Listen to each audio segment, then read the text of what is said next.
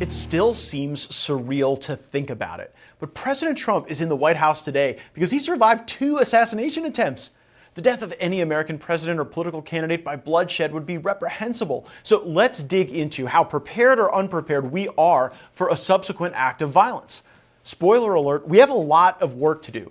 A new Department of Homeland Security report titled "The Secret Service's Counter-Sniper Team is Not Staffed to Meet Mission Requirements" was just finalized. Here are a few of the things we learned. 1. The counter-sniper team is staffed 73% below the level required to meet mission needs. From 2020 to 2024, counter-snipers logged about 250,000 hours of overtime. That's equivalent to adding about 24 more full-time positions each year.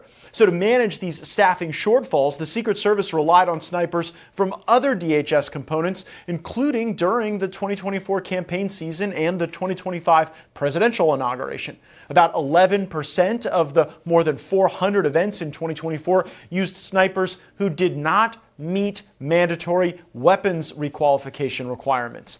The report issues 2 recommendations. 1, develop a staffing strategy and implement a plan to achieve required levels. And 2, to implement regular weapon requalification processes. Arizona Congressman Eli Crane served as a Navy SEAL. He's been following the assassination attempts and the government oversight very closely. He joins us now. Congressman Crane, what do you make of this Department of Homeland Security Inspector General report regarding Secret Service protection? Hey, Matt, thanks for having me on. It was very exposing to learn that the Secret Service Counter-Sniper Division is about 73% below the level of needed manning. And these are questions that many of us were asking after the president almost got assassinated back in July of last year. And as I looked through the IG report, one of the things that struck me as the most interesting was that the pipeline to create a counter-sniper in the Secret Service was about 3 years long, Matt. To give you a little context, I went through sniper school with the SEAL teams, and it took me 3 months to get through sniper school.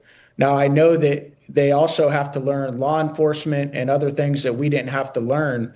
But one of the things in this report showed that they weren't willing to directly hire former military snipers that have, I would put our snipers up with the Secret Service snipers any day of the week. And it's not really that hard to teach them, some of the other things that they need to know in law enforcement. What I'm saying, Matt, is that pipeline shouldn't be 3 years long, especially when you have that deficit of where you need to be manning wise with the zero fail mission.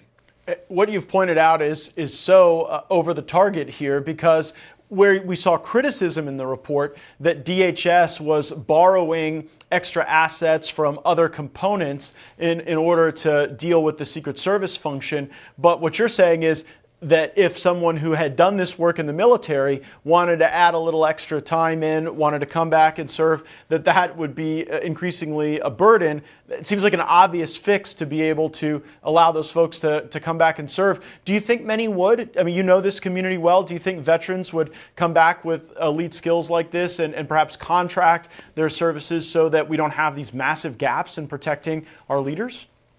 I do, Matt. And here's the thing I want to mention, too. I don't put this on the new director, Mr. Kern, at all.